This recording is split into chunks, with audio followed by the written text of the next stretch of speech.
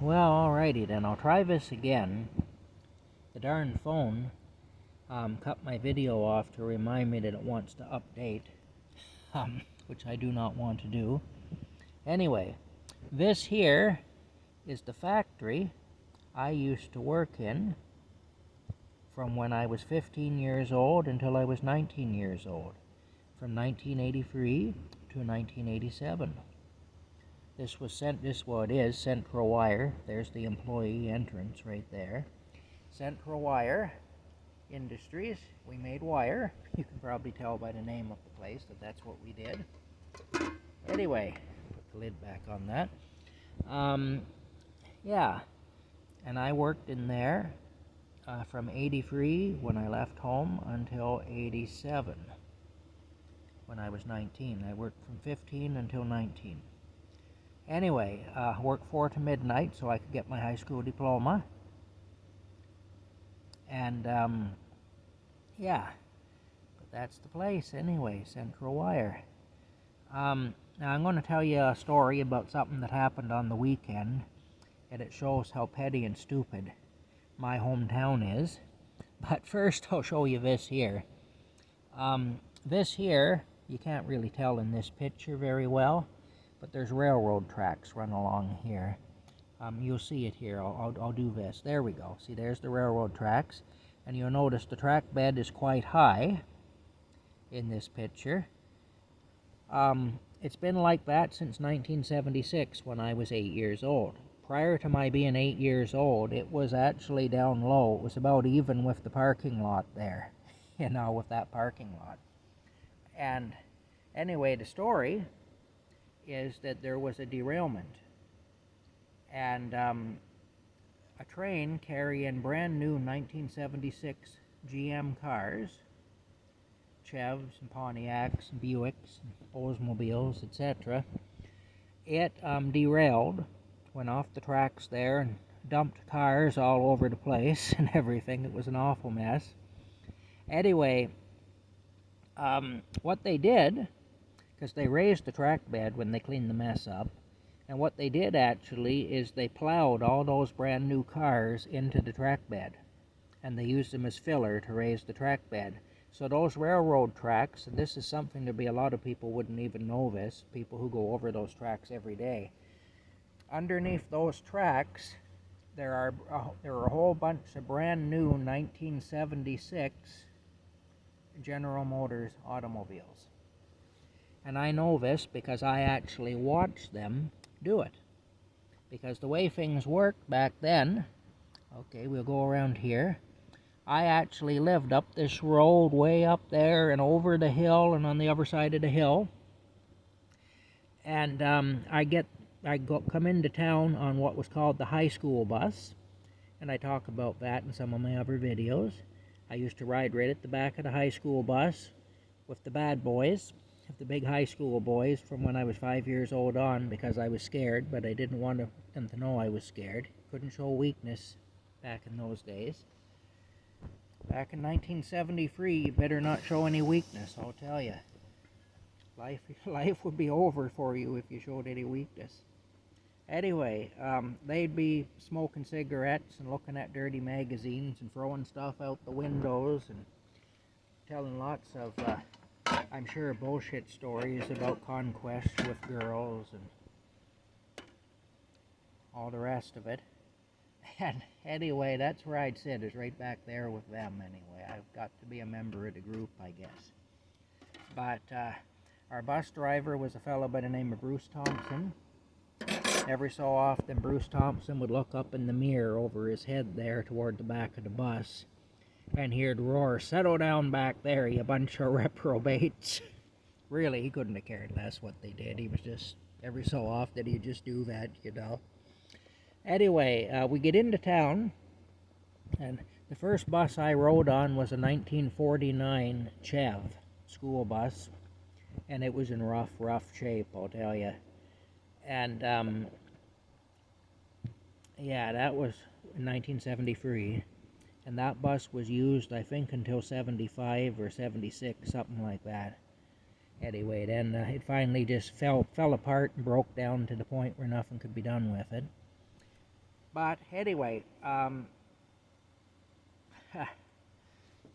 that's what we'd do. We'd have a 3/4 of an hour wait at the high school. The high school was actually behind Central Wire. Let me go back here. The high school was basically back there. You can't see it here, but the high school was back here. And actually, right behind Central Wire would be the football field for the high school and the track. There was an oval track, too, for running.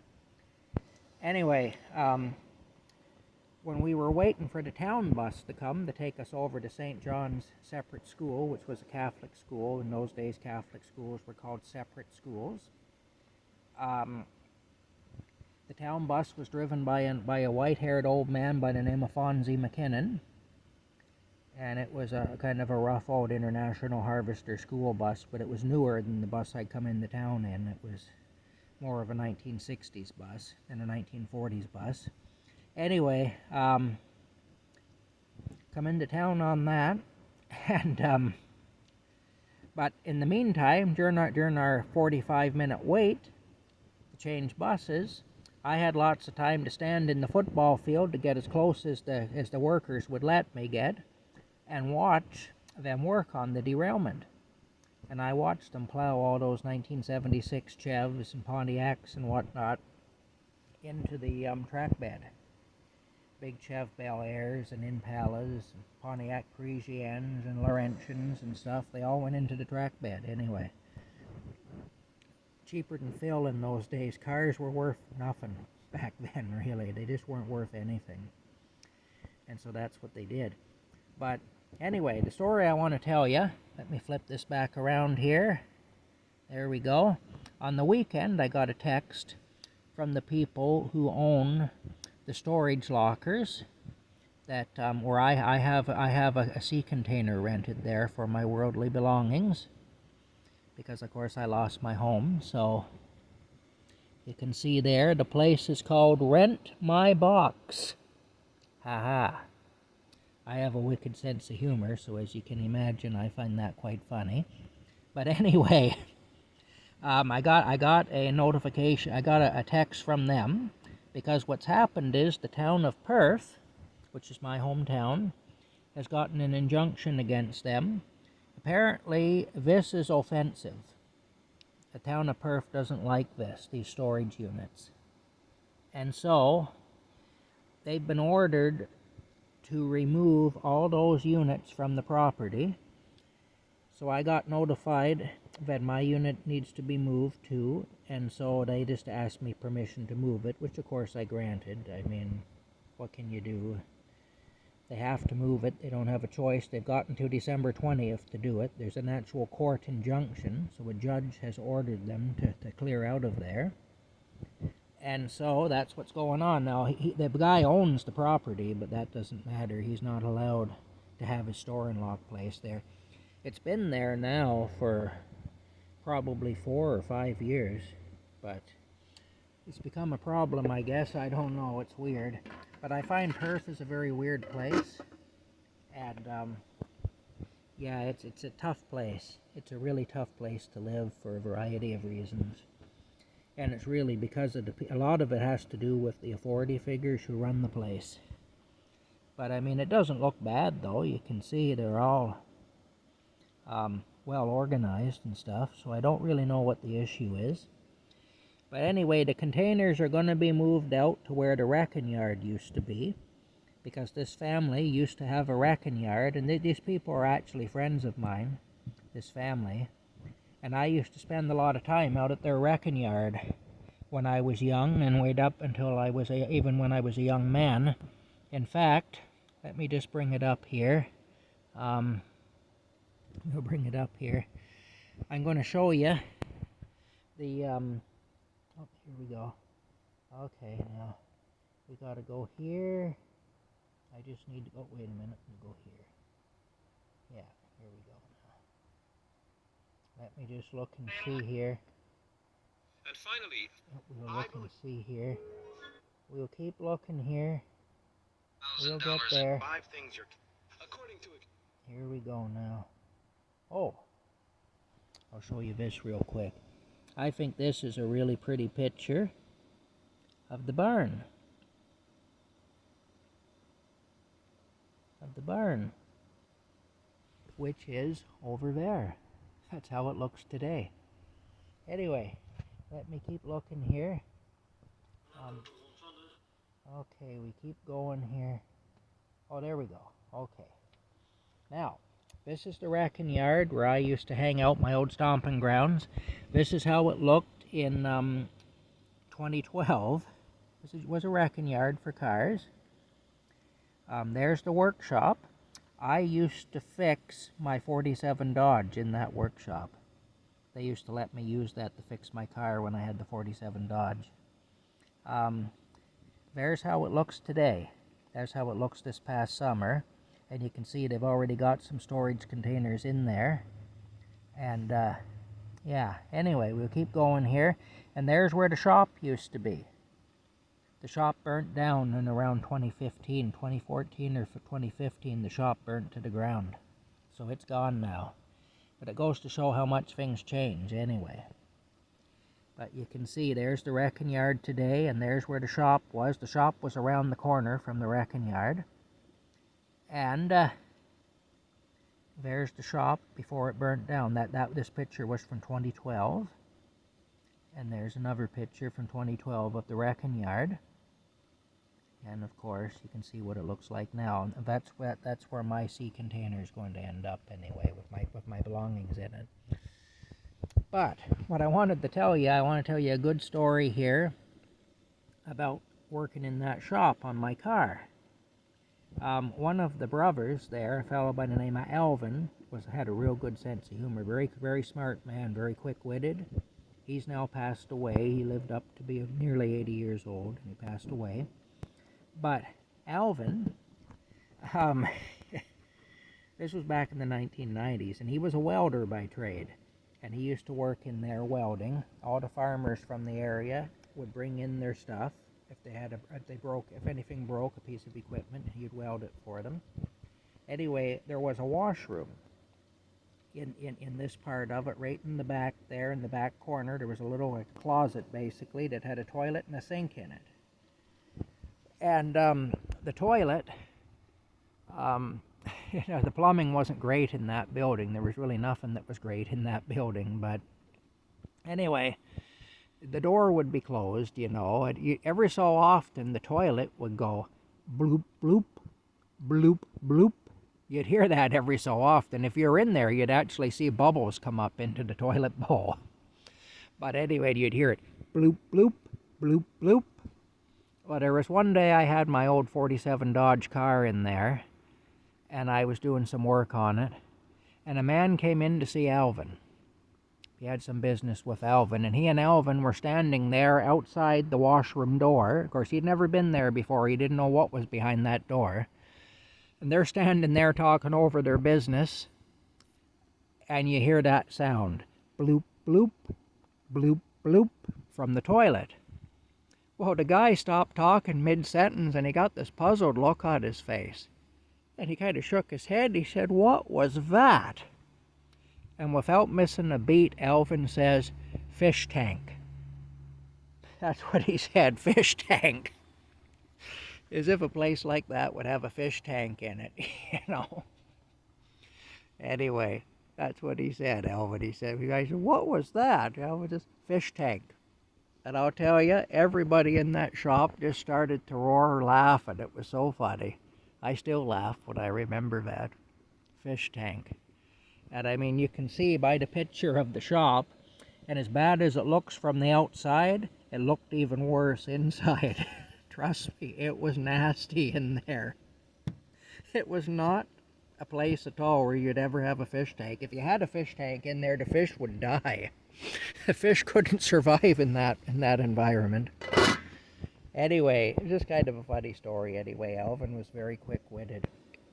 There was one time this farmer from down the road brought a piece of equipment in there, and he got it all welded up, and away he went. And he's just motoring down the road, pulling it behind his tractor, and he's probably doing about 30 miles per hour. He's got the tractor running wide open, going as fast as it can go. And he'd been there every day. I'd seen him because I'd been doing a job on my car and it was a job that was supposed to take a few hours, and it ended up taking a week, because when I got into it, I found I had a bunch of other problems I didn't realize I had. And so it took about a week to fix it. And I was talking to Alvin anyway, there, fixing my car, and this guy came in to get his machine welded again, to get this piece of equipment welded up, because it had broken again. Every day that week he'd been in there to get with the same problem, to get the machine welded up again. And after he left, we see him going down the road, and like I say, he was doing about 30 miles per hour. And I said to Alvin, boy, that equipment of his must be in real rough shape. I said, he's in here every day to get that welded back together. I said, it keeps breaking. Now, Alvin was an excellent welder. If Alvin welded it, it would hold together, but it kept breaking in different places is what was happening. Anyway, I said, the equipment must be in real rough shape. And Alvin says, oh no, it's not the equipment. He said, you see how fast he's going down the road right now? I said, yeah, I'd say he's going 25, 30 miles per hour. He's got it wide open anyway, Alvin. Alvin says, well, that's how fast he plows. You know, anybody that's ever done farm work will know you don't plow at 25 or 30 miles per hour. You know, not unless you want to tear up your equipment, you don't. So that was, and I did notice, because I go past that guy's place after that, and I made a point of looking, and I'd see him out in the field plowing, and the dust just flying. You know, he was just moving. And that big cloud of dust coming up, it was just wild. Anyway, that's just another funny story. Anyway, he said, you see how fast he's going down the road right now, Tom? Well, that's how fast he plows, he said. Oh, well. Anyway, lots of memories, lots of kind of nice memories anyway. Apparently, in the upper floor of that place, they used to have dances back in the 40s. And an old friend of mine who's also gone now used to go to those dances when he was a teenager. And the father of the family, Sam, he was a really good old guy, Sam was, and Sam was a blacksmith. Very talented man anyway, Sam, very smart man. But apparently they had dances up there. Sam used to put them on for the kids in the area. And these two lads, they started to wanting to fight. At one of these dances, the two of them were angling to get into a real brawl. And Sam just walked over and took each of them by the arm, got between them, took each of them by the arm, and he says, look, he said, we're here for a good time, but if you guys want to turn this place into a roughhouse, he said, I'm the man that can do it. And they decided they didn't want to do that anyway. They backed right off. Sam wasn't a man to be fooled around with. Sam was an awful nice man, but he wouldn't take anything, he wouldn't put up with anything like that, you know. He didn't want any trouble. And so they decided that they'd be wise not to get into a fight. Well, at the dance anyway. So that's the story there. But I remember my old friend telling me that story about Sam stepping between them and taking each of them by the arm and saying, you know, we're here for a good time, but if you guys want to turn this place into a roughhouse, I'm the man to do it. They decided they didn't want to do that anyway. That's it for now. You know, back in the 40s, people didn't fool around. If you wanted trouble, you'd find it quick. That's it. We'll talk to you later.